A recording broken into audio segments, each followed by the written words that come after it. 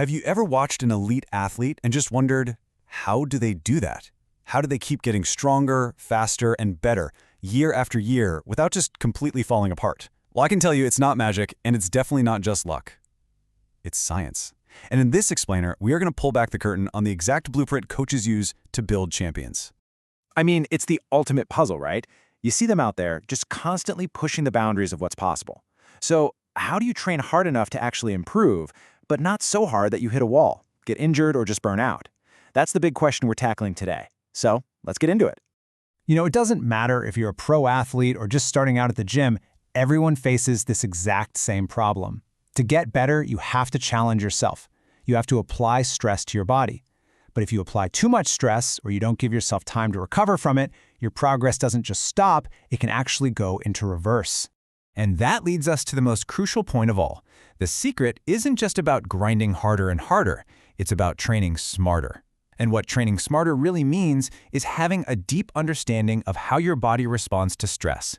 Because that response mechanism, well, that's the master key to unlocking all of your progress. So, to really train smart, we first have to get our heads around the basic biology of how we adapt to things.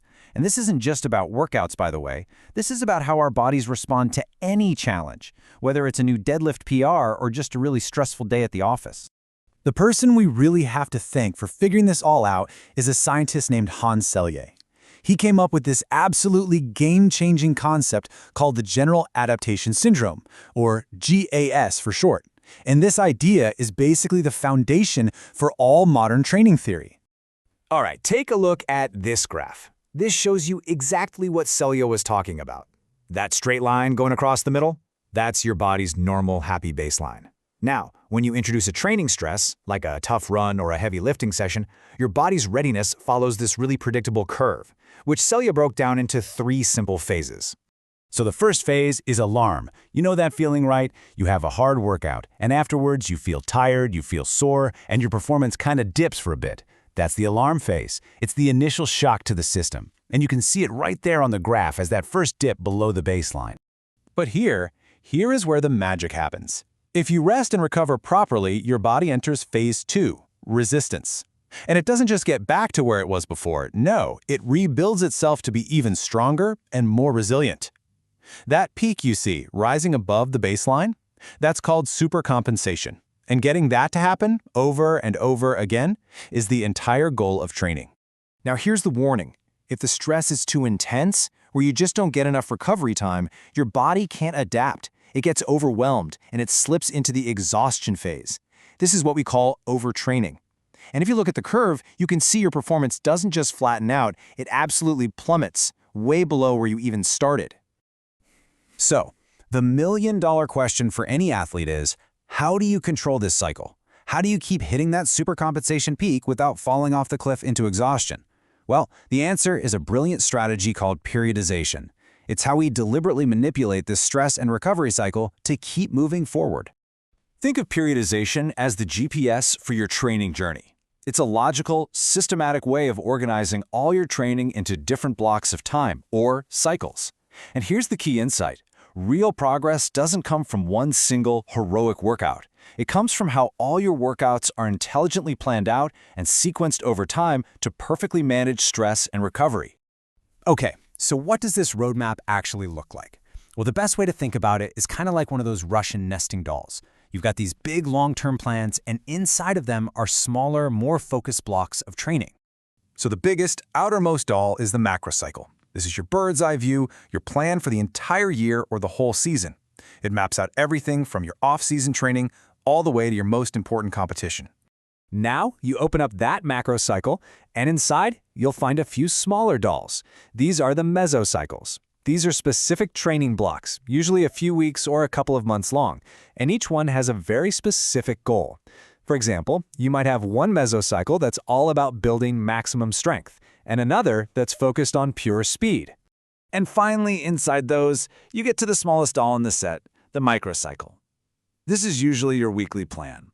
And this right here is where the rubber meets the road. It's the day-in, day-out accumulation of workouts and recovery within this week that actually makes those long-term changes happen.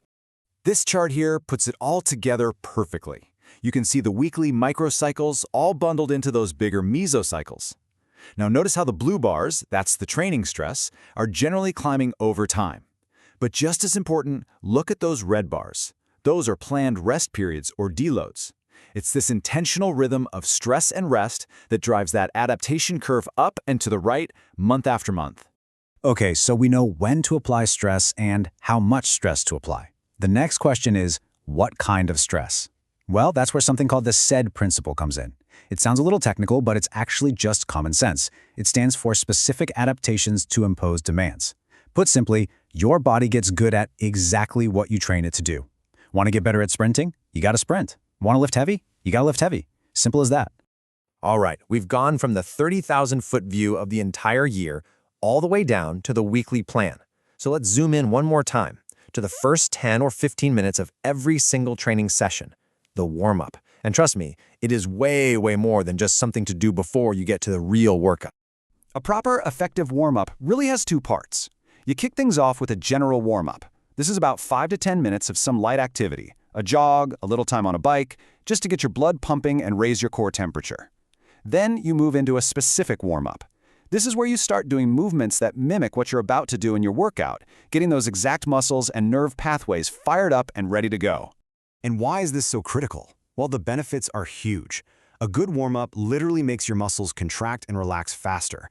It improves your ability to produce force, it speeds up your reaction time, it boosts your strength and power. It even helps deliver more oxygen to your muscles. You're basically prepping your body at a cellular level to perform at its best. And just one last, really important point here. For decades, we were all taught to do those long, static stretches, like touching your toes and holding it forever. Well, the latest science shows that dynamic stretching, where you're actively moving your body through its range of motion, think leg swings or arm circles, is actually the much better way to prepare for your activity. So after all this, it really just boils down to one question you should ask yourself. Is your training just a random collection of workouts, a path that might just lead to exhaustion? Or is it a strategic, intelligent plan designed for long-term success? By using these principles, you can take charge of your training, manage stress the right way, and truly unlock your athletic potential.